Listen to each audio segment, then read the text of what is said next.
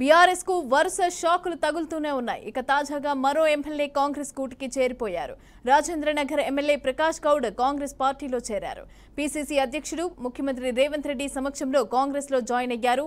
ఇక రేవంత్ రెడ్డి పార్టీ కండువా కప్పి ఆహ్వానించారు. ఇదిలా ఉంటే రేపు ఉదయం 10 గంటలకు మరో బీఆర్ఎస్ ఎమ్మెల్యే కూడా అధికార పార్టీలో చేరనున్నారు. షేర్లింగంపల్లి ఎమ్మెల్యే అరికెపుడి గాంధీ కాంగ్రెస్ లో జాయిన్ కాబోతున్నారు. ఇక 2023 ఎన్నికల్లో బీఆర్ఎస్ పార్టీ మొత్తం కూడా 39 సీట్లలో గెలిచింది. ఉప ఎన్నికల్లో సికింద్రాబాద్ కంటోన్మెంట్ స్థానాన్ని కోల్పోవడంతో ఈ సంఖ్య 38కి పడిపోయింది. ఇక గెలిచిన ఎమ్మెల్యేల్లో దానం నాగేందర్, కడియం శ్రీహరి, తెల్లా వెంకట్రావు, పోచారం శ్రీనివాసరెడ్డి, బండ్ల కృష్ణమోహన్ రెడ్డి, కాళే యాదయ్య, అలాగే సంజయ్ కుమార్, ప్రకాష్ గౌడ్ జాయిన్ అయ్యారు. రేపు అరికెపుడి గాంధీ కాంగ్రెస్ కు వెళ్లనున్నారు. ఇక దీంతో బీఆర్ఎస్ పార్టీ సంఖ్య 29కి పడిపోయింది. ఇక త్వరలోనే మరో 7 కూడా కాంగ్రెస్ లో జాయిన్ అయ్యే అవకాశం ఉందనే వాదనలు వినిపిస్తున్నాయి.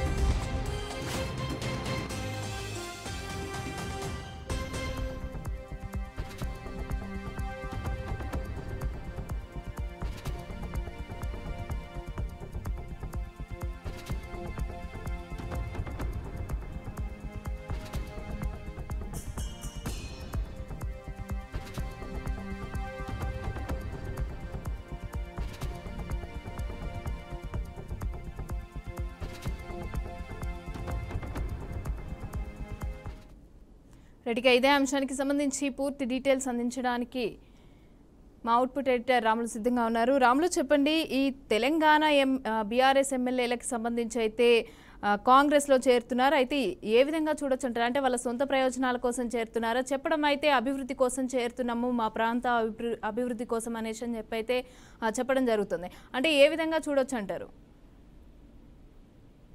మమత, ప్రధానంగా తెలంగాణలో రాజకీయం రోజు రోజుకు వేడెక్కుతుందని చెప్పుకోవచ్చు. నిన్న ఎమ్మెల్యే దానం నాగేందర్ రెడ్డి సంచలన వ్యాఖ్యలు చేయడం జరిగింది. త్వరలోనే బీఆర్ఎస్ సెల్ఫీ విలీనం కాబోతుంది అని దానం నాగేందర్ రెడ్డి మాట్లాడడం జరిగింది.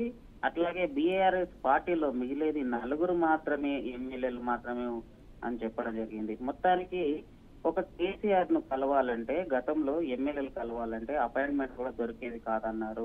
ఒక నియంత్రణలాగా తనకు సంబంధించిన పార్టీని నడిపించాడు. బీఆర్ఎస్ పార్టీ ఈరోజు ఒక కార్పొరేట్ కంపెనీ లాగా వ్యవహారం నడుస్తుందని దానం నాగేందర్ సంచలన కామెంట్ చేయడం జరిగింది. దీనిలోనే ఈరోజు రాజకీయం ఒక వేడి, తెలంగాణలో ఒక వేడి రాజకీయం రాసుకుందని చెప్పవచ్చు. ముఖ్యంగా మొత్తం కాంగ్రెస్ బీఆర్ఎస్ ఎమ్మెల్యేలు చూసుకుంటే 39 మంది గెలవడం జరిగింది ఎలక్షన్ లో. దానిలో ఒక కంటోన్మెంట్ లో మళ్ళీ బై ఎలక్షన్ రావడంతో అక్కడ ఓడిపోవడం జరిగింది. 38 మంది మాత్రం టీఆర్ఎస్ ఎమ్మెల్యేలుగా గెలిచారు. గెలిచిన తర్వాత ఇప్పటికే 8 మంది టీఆర్ఎస్ ఎమ్మెల్యేలు కాంగ్రెస్ గూటికి చేరుకోవడం జరిగింది.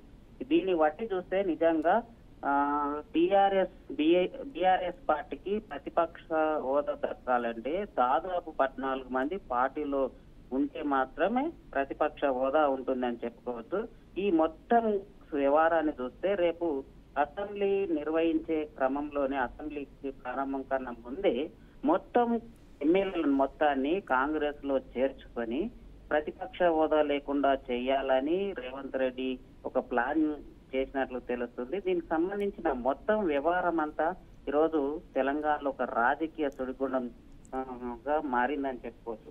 గతంలో చూసుకుంటే కాంగ్రెస్ గూటికి చేరుకున్న వాళ్ళు తెల్లం వెంకట్రావు, ఖమ్మం జిల్లాకు సంబంధించిన అతను, అట్లాగే వరంగల్ జిల్లాకు సంబంధించిన దానం నాగేందర్, కడియం శ్రీహరి, హైదరాబాద్ నుంచి దానము, నిజామాబాద్ నుంచి పోచు, కరీంనగర్ నుంచి చూసుకుంటే సంజయ్ కుమార్, మహబూబ్ నగర్ కత్వాల్కు సంబంధించి చూసుకుంటే బండ్ల కృష్ణమోహన్ రెడ్డి, చేవేళ్లకు సంబంధించి కాళే యాదయ్య ఇట్లా పార్టీలో చేరడం జరిగింది. ఈ రోజు చూసుకుంటే మనకు రాజేంద్ర ఎమ్మెల్యే ప్రకాష్ గౌడ్ కూడా కాంగ్రెస్ లోకి రావడం. రేపు ఉదయం 10 గంటలకు అరకపొడిగా గాంధీ కూడా కాంగ్రెస్ లో చేరే అవకాశం ఉంది. మొత్తం చూసుకుంటే కాంగ్రెస్ లోకి బీఆర్ఎస్ ఎమ్మెల్యేలంతా వస్తున్నారని చెప్పుకోవచ్చు. అట్లాగే ఎమ్మెల్సీలకు సంబంధించి చూసుకుంటే దండే విఠల్ గాని, భాను ప్రసాద్ రావు గాని, ఎంఎస్ ప్రభాకర్ రావు గాని, దయానంద్ గాని, నెక్కెం మల్లేశం గాని, బసవరాజ్ సారయ్య గాని, ఇట్లా వీళ్ళందరూ ఎమ్మెల్సీలు కూడా కాంగ్రెస్ పార్టీలోకి రావడం లేదు. మొత్తానికి పార్టీకి సంబంధించి చూస్తే, పార్టీ వ్యవహారాలకు సంబంధించి చూస్తే గత 10 ఏళ్ల కాలంలో కాంగ్రెస్ టీఆర్ఎస్ ప్రభుత్వము ఎమ్మెల్యేలకు కనీసం కలిసే అవకాశం కూడా ఇచ్చేవారు కాదు. కేటీఆర్ కు సంబంధించింది ఏదైతే నిర్ణయిస్తాడో అదే కేసీఆర్ నిర్ణయించారు.